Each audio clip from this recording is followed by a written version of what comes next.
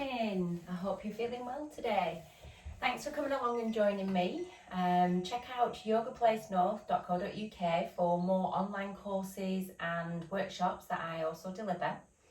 These YouTube videos that I've been doing were started because of the COVID-19, where we all had to stay indoors, so I couldn't go to the studio, and I was wondering how to keep my community together. So put these little YouTube videos together to help my community keep practicing.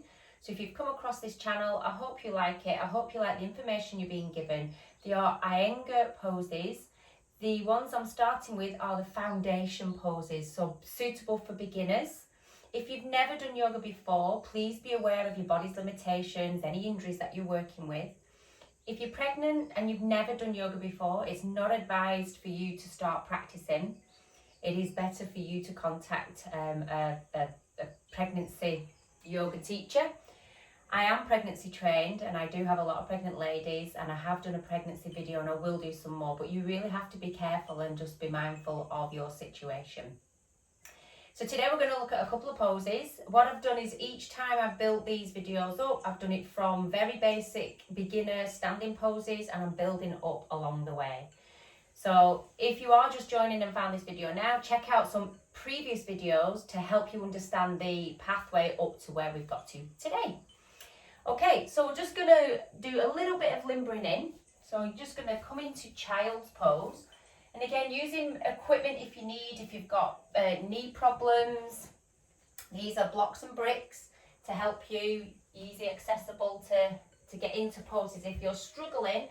So if you've got any knee problems, you can add a little bit of height here. And if you've got height underneath your tail, you should have height under your head as well. Okay, so just doing what you can if you haven't got equipment, but be mindful of. You can cross your ankles as well. You could curl your toes under and do it like this if you've got absolutely nothing. But the traditional way is toes together, knees apart, and then extending yourself forward. And then just feel that stretch through your body. Feel the alignment of your spine and try to extend the spine without the pelvis having to move. So we're not allowing the pelvis to tip. You want to keep this length down to the tail. Extend forwards. And then coming up. Lifting into dog pose. Having your feet wide because it is just a starting pose. Pressing your hands in your feet. And then rise up onto the balls of your feet. Lift your bottom higher. Okay, so again, we want to keep this length in our spine. Really lift up. And then keep the height and try to ground your heels back down. Good. And then bring yourself back down onto the knees and stretch. Okay, and then coming up. So now I want you to come into into Baddha Konasana. So again, I'm just going to show you without any equipment. So most of us are quite stiff in the hips. So I'm going to hold my feet here, and we find it very hard to sit up. So if I was to take my hands away, I want to rock back. So if I show you sideways on, I come here and I try to sit up, I find it incredibly hard because of tightness in the hips here. So just by interlocking the fingers, you can lift up. But that's fine, you can get the lift, but we're still not opening the hips really. And I don't like to force. If we force something, it's not the right kind of action that we should be doing. We have to be respectful for our bodies. So, again, just take some blocks, or if you've not got any blocks, you could sit on some books or something if you want to join and practice with us. So when we sit higher now, we're lifting the sides of our body and we're releasing the tension here in our hips. So we can put the heels together. I can use the back of the blocks to hold, to press down onto.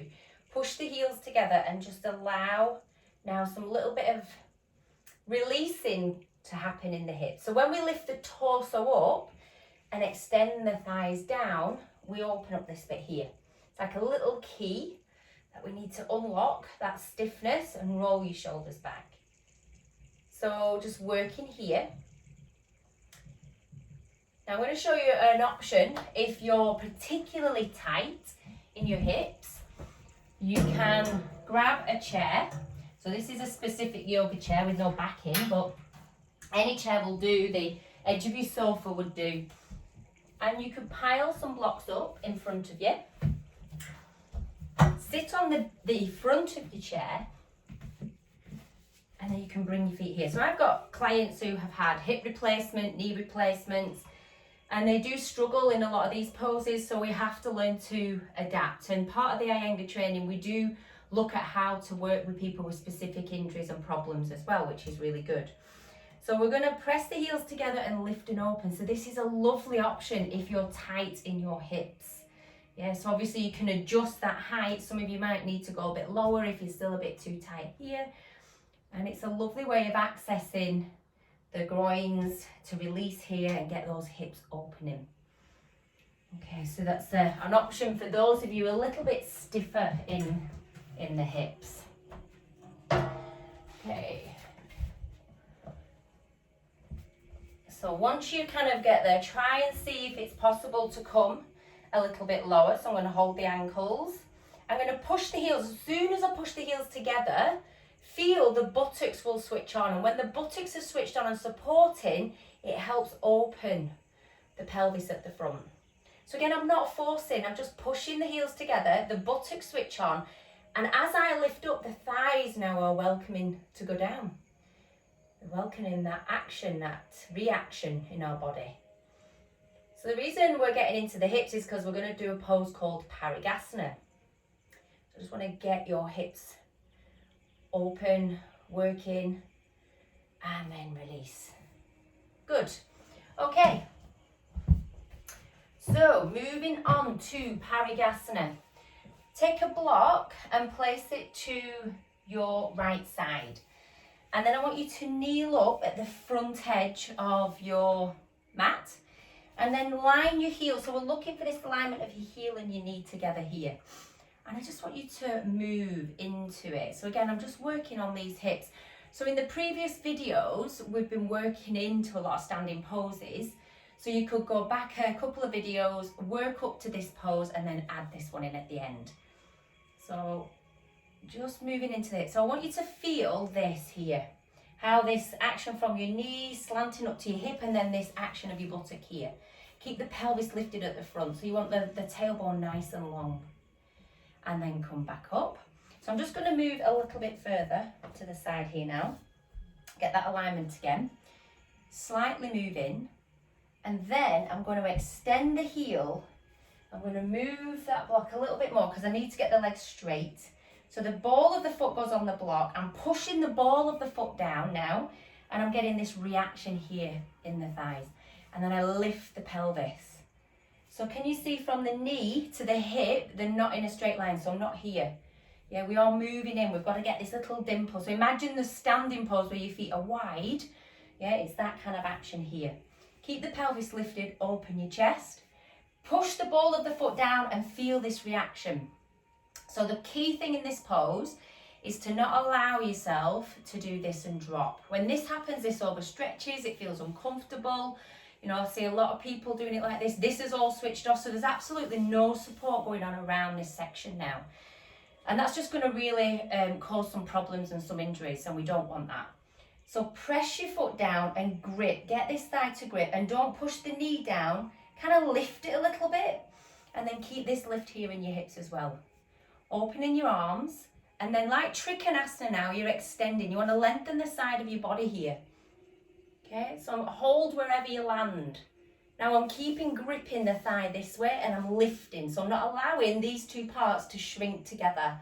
I'm really extending and lifting. Okay, and I keep lifting the underneath of the leg upwards as well. So as I push the foot down, I'm hitting the underneath of the leg up. And then I'm going to extend the side body more. Reach up. So this might be your level. This is where you get to today. Really listen to your body. And then extend a little further. Press the right shin down. Sorry, your left shin down. This one here. Press this down. And then turn. See if you can go further. But I still want this turning that we practiced in the Trikonasana, Baddah Konasna, all those poses. Now the idea is this eventually will come and touch this hand. Good luck with that. It's a journey. Mine's not there yet, you can see. But I'm working respectfully, I'm working the muscles, I'm feeling the entire body participating. And then come up. Woo. And release. Good. Okay, let's do the other side.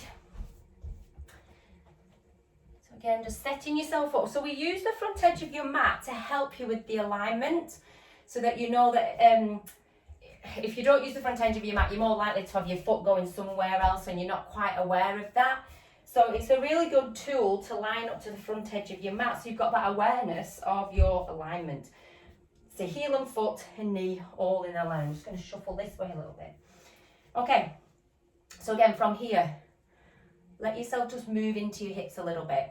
So you wouldn't have to do this if you'd done the previous poses. You'd already be well moved into those hips and feeling those hips are moving a little bit more. But this is just, you know, if you've only got a couple of minutes and you just want to get on your mat and have a little play, then this is what you can do to just help yourself get into this pose.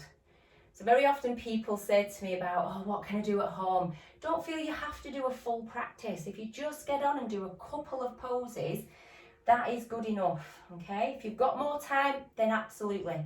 Follow the other videos through and you've got a really good kind of hour, hour and a half, 2 hours to play with. Now, pressing this shin down, lift your pelvis up. So again, can you see I've got a little bit of a lean coming from here. Then I'm going to extend. So I'm going to come onto the heel, get this leg extended, and then spread my foot, place the ball of the foot down. I feel like I'm a little bit wide there actually, so I'm going to move. Okay.